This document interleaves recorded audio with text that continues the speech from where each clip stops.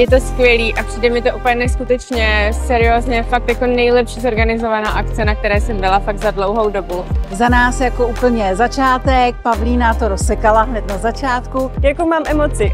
Nadšená.